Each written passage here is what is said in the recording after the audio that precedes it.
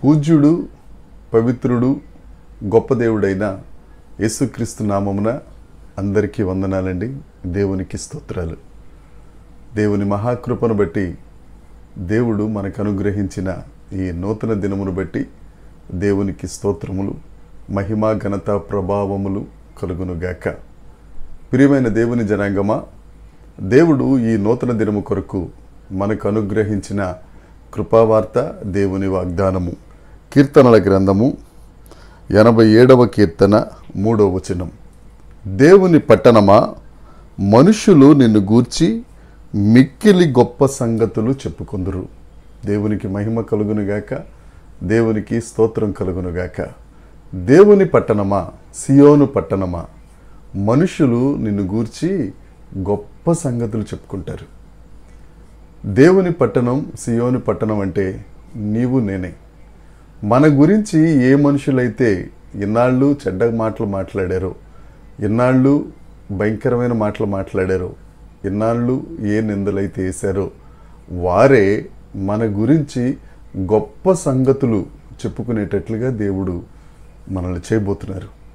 ఈ దినాన దేవుడు నీకు నాకు ఇస్తున్న వాగ్దానం, మనుషులు నీ గురించి గొప్ప సంగతులు చెప్పుకుంటారు.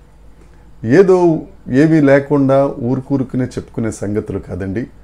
ఆశీర్వాదములకు కారణభూతుడైన దేవుడు నిన్ను నన్ను దీవించి మన ద్వారా అనేకులను ఆశీర్వదిస్తూ, ఆ ఆశీర్వాదములను బట్టి ఎవరైతే అంతకుముందు వీరు పనికిరారన్నారో, రకరకాల దుర్భాషలాడారో, వారి ఇష్టానుసారంగా ఏమైతే మాట్లాడారో, వారే నిన్ను నన్ను చూసి గొప్ప సంగతులు వారు తెలియచేస్తారు. పరిశుద్ధ గ్రంథంలో ఐగుప్తులో మోషే గారు ఉన్నప్పుడు, ఫరో ఇంట ఆయన నివాసం చేస్తున్నప్పుడు అక్కడున్న ఇశ్రాయేలీలు కానీ వారందరూ మోషేను, నిన్ను అధికారిగా తీర్పరిగా మా మీద నియమించిన వాడెవడు అని రకరకాల మాటలు మాట్లాడారు. మోషే కూడా అక్కడి నుంచి తప్పించుకుని మిద్యాను అరణ్యానికి వచ్చి 40 సంవత్సరాలు ఎక్కడైతే రాజుగా బ్రతికాడో అక్కడి నుంచి పారిపోయి వచ్చి గొర్రెల కాపరిగా జీవించాడు. అందరూ నిరాకరించారు. కనీసం తన జాతి వారే మోషేను రకరకాలుగా మాట్లాడారు. కానీ దేవుడు ఒకానొక దినాన మోషేకు దర్శనమిచ్చి, మరలా నువ్వు ఐగుప్తుకెళ్ళు, ఐగుప్తు వారిని విడిపించే గొప్ప నాయకుడిగా, గొప్ప దేవుని సేవకుడిగా నేను నిన్ను చేయబోతున్నాను అని దేవుడు మోషేను నిర్ణయించి, అభిషేకించి, మాట్లాడి ఐగుప్తుకు పంపించారు.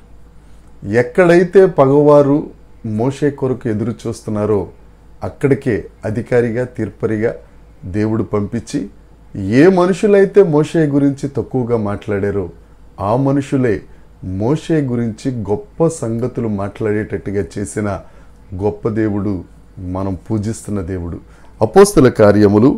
అపోస్తలుల కార్యములు 7వ అధ్యాయము 27వ వచనం చూస్తే, తన పొరుగువానికి అన్యాయము చేసిన వాడును, అధికారినిగాను తీర్పరినిగాను నిన్ను నియమించిన వాడెవడు అని వారందరూ అంటే, నీవు నిన్న ఐగుప్తీని చంపినట్లు మమ్మును కూడా చంపదలిచితివా, అతనిని త్రోసివేశను.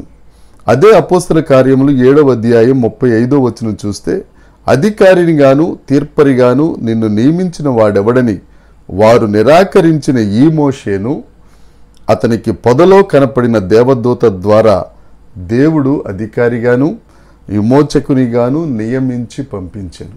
ఎవరైతే 7వ అధ్యాయం 27వ వచనంలో తృణీకరించారో ఆ మోషేనే 35వ వచనం వచ్చేసరికి దేవుని దూత యేసుక్రీస్తు ప్రభువు అధికారిగా, తీర్పరిగా, విమోచకునిగా నియమించి పంపించాడు.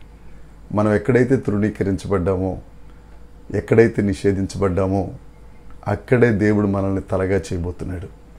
నువ్వు ఎక్కడైతే పాడైపోయి అందరి చేత పనికిరాని వాడిగా ప్రక్కన పెట్టబడ్డావో ఆ స్థలంలోనే దేవుని పట్టణంగా, దేవుణ్ణి నమ్ముకున్న వానిగా, దేవుణ్ణి ఆరాధిస్తున్న వానిగా, దేవుణ్ణి మహిమపరుస్తున్న వానిగా నువ్వు ఉంటే, ఆ ఏ మనుషులైతే నిన్ను పక్కన పెట్టారో వారే నీ గురించి గొప్ప సంగతులు చెప్పేటట్లుగా దేవుడు నిన్ను ఆశీర్వదిస్తున్నారు.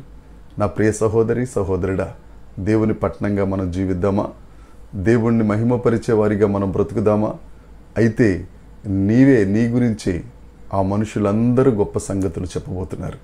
ఈ దినము నుండే ఆ దేవుని గొప్ప జనాంగంగా మనం బ్రతుకుదాం. మనుషులందరూ మన గురించి గొప్ప సంగతులు పలుకుదురుగాక. దేవుడి మాటలు దీవించునుగాక.